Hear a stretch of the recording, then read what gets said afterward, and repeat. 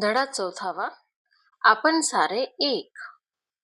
प्रभा baker, जन्म 1948. प्रसिद्ध लेखिका.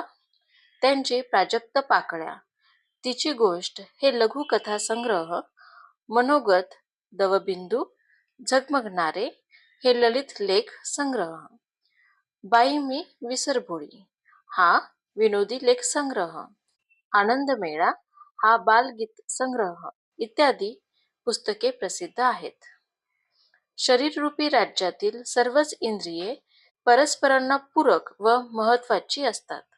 सर्वांनी एकोप्याने राहून परस्परांची काळजी घेतली तर आरोग्य उत्तम राहते. हे या नाटिकेतून सहज सोप्या शब्दातून लेखिकेने पटवून दिले आहे. पर्यायाने कुटुंब, परिसर, देश यांच्यासाठीही प्रातिनिधिक स्वरूपातील हा पाठ एकात्मतेचा संदेश देतो. प्रस्तुत पाठ सप्तरंगी नाटिका या पुस्तकातून घेतला आहे. शामराव. या रामराव, आज स्वारी कशी आली इकडे? नाशिक सोडून बरे जळगावला आलात. काम तरी काय काढलंय की सहज फेरी? रामराव. अरे अरे, एका दमात किती प्रश्न विचारता शामराव. सध्या फिरस्तीची ड्युटी आहे ना. काय करणार बाबा, या पोटासाठी फिरावं लागतं. शामराव. असं असं, चला तर मग आपण घरी जाऊन पोटोबाची पूजा करू. रामराव. चला चला, कामाचं बघू नंतर. आधी पोटोबा मग विठोबा. दोघेही जातात. नासिका नाक, कर्णिका कान, नयनकुमार डोळे, जिव्हाताई जीभ, हस्तकराज हात, पदकुमार पाय इत्यादी अवयवांचा गमतीदार संवाद सुरू होतो. कर्णिका. काय ग जिव्हाताई, नेहमी तू बडबडत असतेस ने आज गप्प गप्प का? एवढी उदास का बरे झाली आहेस? जिव्हाताई. काय सांगू बाई, मला या पोटोबा खवय्येची मोठी चिड यायला लागलीये. कर्णिका. अन ती ग का? जिव्हाताई. का म्हणून काय विचारतेस? आत्ता मगाशी रामराव शामरावांचं बोलणं ऐकलंस ना तू? पोटासाठी वणवण हिंडावं लागतं त्यांना. कोणाही माणसाला विचारा, सारी धडपड कशासाठी? तर पोटासाठी. आणि त्या पोटोबामुळे आपलीही फरफट होते. शिवाय मानसन्मान तो सगळा त्याला. परवा तर त्याचं माझं भांडणच झालं. कर्णिका. कशावरून ग? जिव्हाताई. अगं, दरवेळी आपला तो म्हणेल तेवढंच खायची सक्ती असते माझ्यावर. एखाद वेळी मला आवडलेला पदार्थ मी जर जास्त खाल्ला की झालं याचं गुरगुरणं सुरू. वैताग नुसता. कर्णिका. खरंच ग बाई, शिवाय हे पोटोबा महाशय नुसतंच बसून खातात. आपल्यासारखं काही काम करत नाही की काही नाही. ही आलीच बघ नासिका. काय ग नासिके, तुला काय वाटतं? नासिका. कशाबद्दल? कर्णिका. अगं, ही बडबडी पोटाबद्दल तक्रार करतीये. तिचं म्हणणं आहे की पोटोबा खवय्ये काहीच काम करत नाहीत. नासिका. मग त्यात खोटं ते काय? माझंच बघ ना, रात्रंदिवस श्वास घेण्याचं कार्य सतत चालू असतं. वास घेण्याचंही जादा काम मी करते. पण हे पोटोबा मात्र हस्तकराज काहीच काम करत नाहीत. पदकुमार. उलट सगळ्यांवर गुरगुरतो. शिवाय जो उठतो तो कशासाठी? पोटासाठी. म्हणत आम्हाला राबवून घेतो. नयनकुमार. मी सुद्धा हेच म्हणतोय. मी नेहमी बघण्याचं काम करतो. झालंच तर माणसाच्या सौंदर्यात भर घालतो. तो मीच. मी नसतो तर? कर्णिका. पुरे तुझं लेक्चर.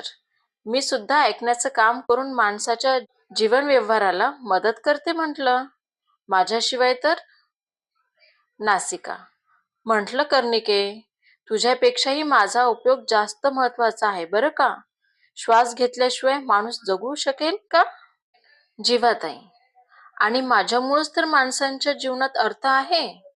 मी गोड बोलते, नाना तऱ्हेच्या पदार्थांची चव माझ्यामुळेच मानव चाखू शकतो. आपण सारे जण अनेक काम करतो, पण हे पोटोबा मात्र आयते बसून खातात.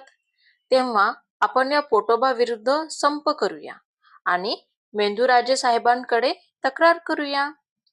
नयनकुमार: हो हो, आमची तयारी आहे संप करण्याची. आजपासून मी बघणार नाही. नासिका: मी वास घेणार नाही. श्वास मात्र मला घ्यावाच लागेल. कर्णिका: मी ऐकणार नाही. जीवाताई: मी अजिबात खाणार नाही आणि दंतराजांना सुद्धा संपात सामील करून घेईन. हस्तकराज: मी घास उचलणार नाही. पदकुमार: मी स्वयंपाकघरापर्यंत जाणार नाही, म्हणजे मग त्या पोटोबाला चांगलीच अद्दल घडेल. सर्वजण मेंदूराजे यांच्याकडे जातात. त्यानंतर मेंदूराजे तातडीने सभा घेतात. सर्वजण: मेंदूराजे साहेबांचा जय जयकार असो. मेंदूराजे साहेबांचा जय जयकार असो.